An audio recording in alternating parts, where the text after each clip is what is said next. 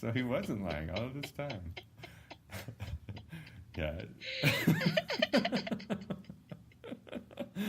Oh yeah.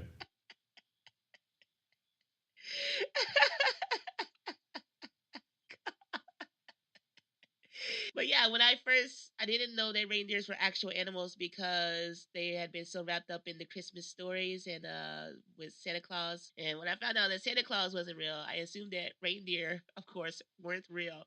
So when I did find out they were real, I was like, what? What else have I discarded as lies that has actually been the truth? But yeah, when you accidentally said rainbow right before you said reindeer poop, I thought that the reindeer poop that your dad put on the porch and on the roof was rainbow colored. It was. I think he spray painted it. Also, another thing that he would do is he would take us to see Christmas lights. We'd all get in the car, and the first Christmas lights that we would see as we were driving through Oklahoma was, we'd say, ooh. Then the next one we'd see, ah. The next one, oh. So we wouldn't necessarily be talking. We'd be driving down the rural roads, and every time we'd see lights, ooh, oh. Ah, oh. You'd be driving down the what? Rural roads. Rural roads. It's difficult to say. We lived on Rural Route 1. In Oklahoma, it's a different world than South Korea. South Korea, you have like 27,000 people living in one building. Our nearest neighbors were like a kilometer away. Wow. I didn't even learn what a kilometer was until I was 18 and left Oklahoma. Yeah, we didn't use miles. We used time to say how far away something was. Some Star Wars stuff. Yeah. So I don't know if the viewers know, but I grew up in Arkansas, and there it would just say, "Oh, it takes 15 minutes away, or it's an hour." Did you away. grow up on a farm? What? Did you grow up on a farm? No, I grew up in a house. Oh. So I grew up on a farm, and my grandpa had all kinds of awesome words. So obviously you probably had y'all. Yes. Ain't. Yep. Fixin' to. Yep. Might neart. Nope. This is my grandpa's word. It's a combination of mighty near to have, a contraction between like 8 different words. Right. And it means almost. For example, that hog might near to bit my arm off. Oh, okay. I have to pause and think about it for a bit. Or used to could. I used to could speak with a Scottish accent, but now I can't. Let's see. What was another word that we used? My mom used to say when we would do something, and then my mom would warn us not to do it again, and we wouldn't believe her. I don't know why, because we were kids. But she was like, okay, you want to do it again? If you don't believe fat meat greasy till you squeeze it, go ahead and squeeze it.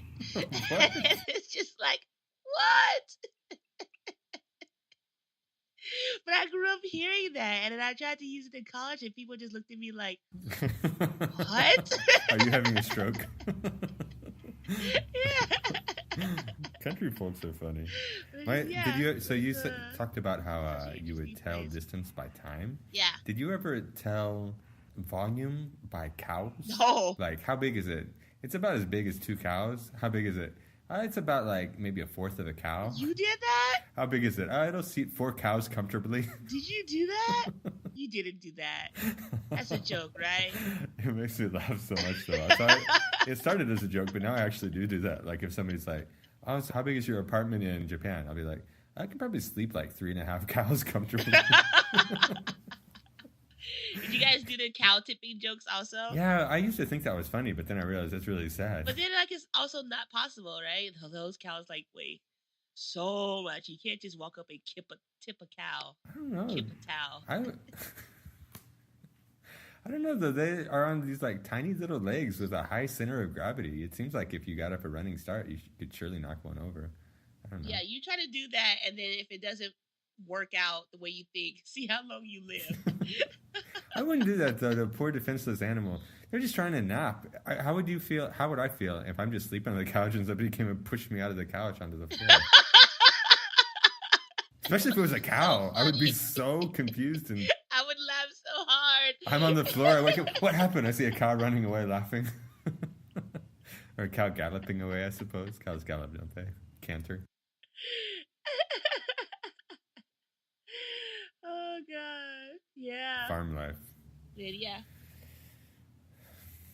Christmas memories. I have a few Christmas memories, but mostly because, well, my dad used to videotape us a lot. Like, we had a lot of home movies. Actually, we only had 2 home movies, but they were just so prominent in our life.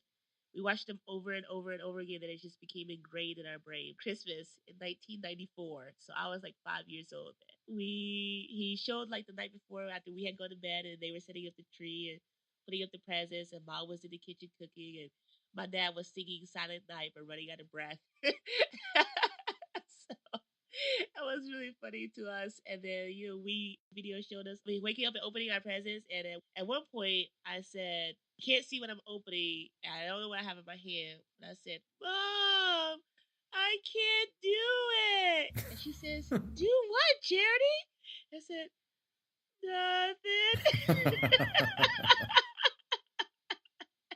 What was it? I don't have any idea. But my family has teased me about that for so long.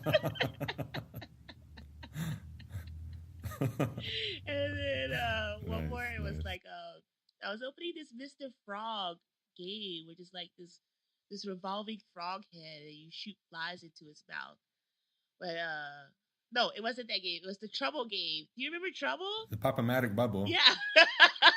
So we had opened that gift, because we always got games for Christmas. And I remember saying, "Ooh, I like this kind of game." I don't know why I said it like that. Game? It stuck with me. Yeah. Those are my Christmas memories. Yeah, I'm going to start saying it like that too. We should try to get some of these into the vernacular. For example, in Korea, it would be cool if you could start getting people to measure volume by cows. And here, when in Peru, I'll try to get people to say, rather than partido, partido. And it'll be cool, like in 20 years, if you ever visit Peru, somebody will be like, "Oh, so Peru's going to play in New Zealand later today. Are you going to the partido?" And you'll be like, "Whoa, I caused that." No, if people start doing that, I'm going to be just like, no. Don't remind me. Well, those are some cool Christmas memories. We actually have a viewer question from Howie127. All right, bring it on. His question is thus. "Hi, ThugLife and Charity. Big fan. My question is thus. What is your origin story? Also, what are some of your favorite Christmas memories?" Good question, Howie. Wow. I guess my answer would be, so we met at a salsa dancing class in South Korea. And it was when ThugLife was here, just on a visa run. Am I giving away too much information? No, you'll be fine. Lots of people do visa runs. So he was here on a visa run only for a few days, and he was at a salsa dancing class that I usually go to. But that day I was feeling like, I don't really want to go, but my roommate dragged me there anyway. And then I had a lot of fun, and there was this tall white guy there. Oh, is that too much information? No, there's lots of white guys in the world. So there was this tall... How many white guys are there named ThugLife, though? I'm the only one. You exposed my secret. That's true. Well, just don't introduce yourself as ThugLife in the real world. But yeah, like this tall white guy in a room full of Asians and short white girls. Yeah, and then we danced, and I noticed him, number one, because he was a tall white guy, but another because I could tell it was cold inside the room by looking at his shirt. Nipple joke. Maybe I was just excited about dancing. I was not aware of this. I feel rather uncomfortable at this moment. As you can tell, I'm sure, by my nipples.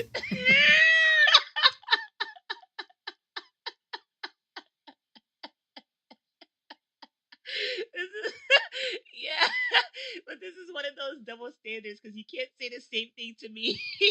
But, we all like to pretend that guys don't have the N-word nipples.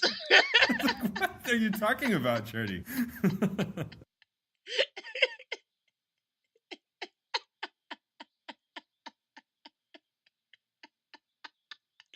Oh, yeah. But yeah, so I noticed him, and he said that he was only going to be here for a couple of days. And who had the idea to go to the museum? Probably me, because one of the things I really wanted to see in Busan was the Van Gogh Museum. Okay, so I'm usually forward and extroverted, my friends will think I'm lying, but it's true.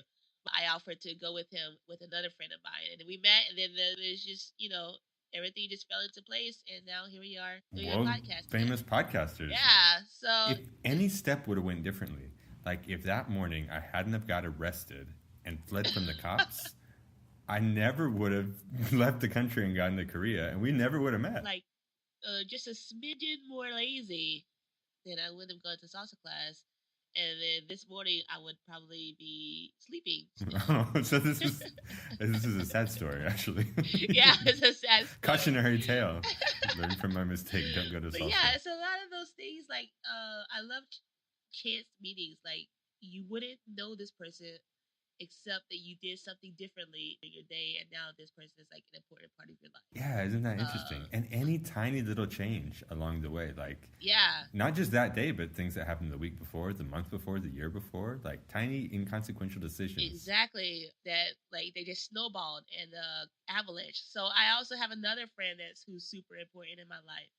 And I met him during a dance class at university. And it was like a 1 day a week class. It was like my last quarter of college. And I just like combined all these sports classes. I took like 7 sports classes.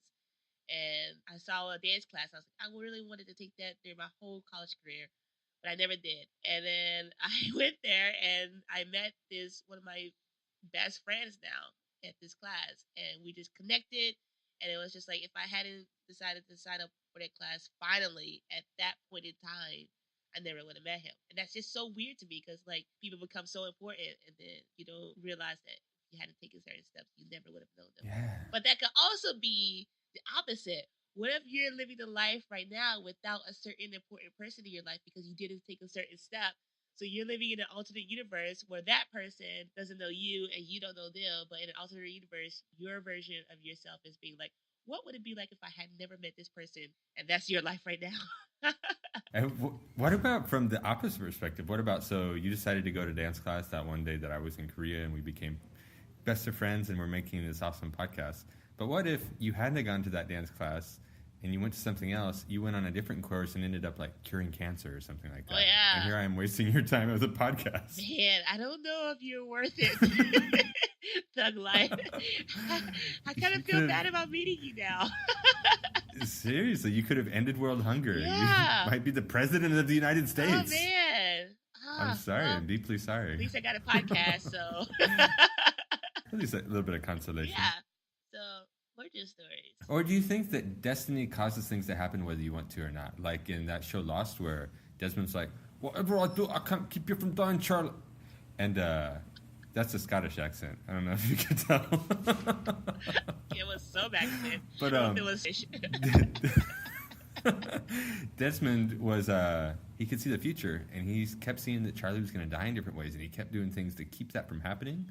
But destiny would not be dissuaded. Like, it just kept finding another way until eventually Charlie died.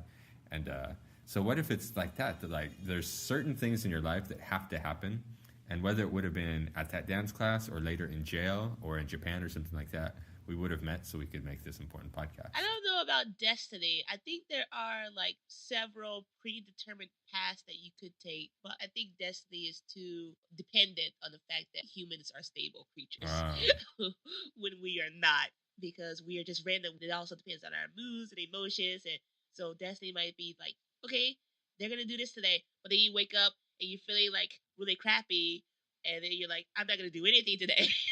So, I don't know. But maybe that was preordained also. So, I don't know. It's a tough question for 9:30 in the morning. So. My friend from Canada, one time, we were on a road trip in Texas to go to our friend's wedding. And he conveyed this concept to me, and it almost exploded my mind once I saw what he was saying. So imagine everything is cause and effect. You can see in simple machines, for example, if you push down on one side of the lever, the other side goes up. And you can add more variables into that machine to make the situation much more complex and complicated. But if you can understand all the different variables that are happening in a situation, you can always predict the outcome of what's going to happen. Like you see those giant machines where you see a ball rolling down and it hits a domino, and the domino goes, and then it makes something swing, and then it makes something jump, like the OK Go videos. Do you know what I'm talking about? Yeah. So in the same way, our human brain is like a giant organic machine with lots of neurotransmitters and chemicals and everything like that.